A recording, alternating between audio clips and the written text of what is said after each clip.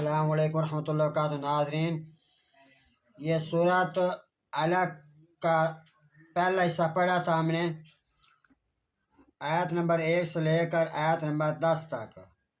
اب ہم اگلی آیات مبارکہ کا ترجمہ کرتے ہیں۔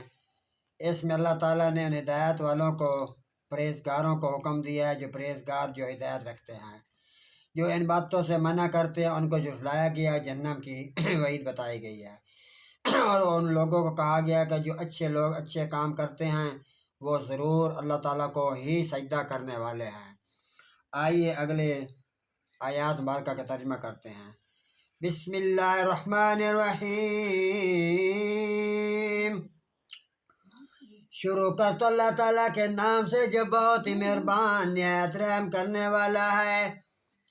أَرَأَيْتَ إِنْ كَانَ عَلَى الْهُدَى، کیا تو نے دیکھا اگر وہ ہدایت پر ہو، او أَمَرَ بِالتَّقْوَى، یا اس نے پرہیزگاری کا حکم دیا ہو۔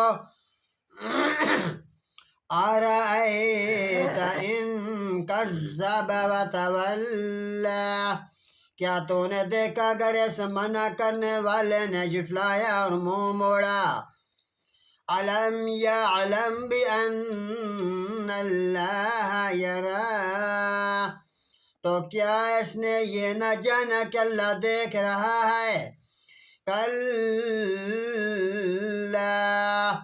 لَئِن لَّمْ يَنْتَهِ لَنَسْفَعًا بِالنَّاصِيَةِ، ہرگز نہیں، یقیناً اگر وہ باز نہ آیا تو ہم ضرور اسے پیشانی کے بالوں کے ساتھ گھسیٹیں گے۔ ناصیۃ کاذبۃ، پیشانی کے ان بالوں کے ساتھ جو جھوٹے ہیں، خاطئۃ، جو جھوٹے ہیں۔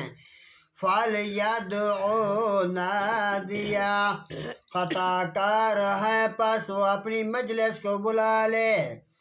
سَنَدْعُ الزَّبَانِیَّةَ، ہم عن قریب جہنم کے فرشتوں کو بلا لیں گے۔ کَلَّا، ہرگز نہیں، لَا تُطِعْهُ وَاسْجُدْ وَاقْتَرِب، اس کا کہنا مت مان اور سجدہ کر اور بہت قریب اپنے سونے رب کے ہو جا۔ صدق اللہ العظیم و صدق رسولہ النبی الکریم۔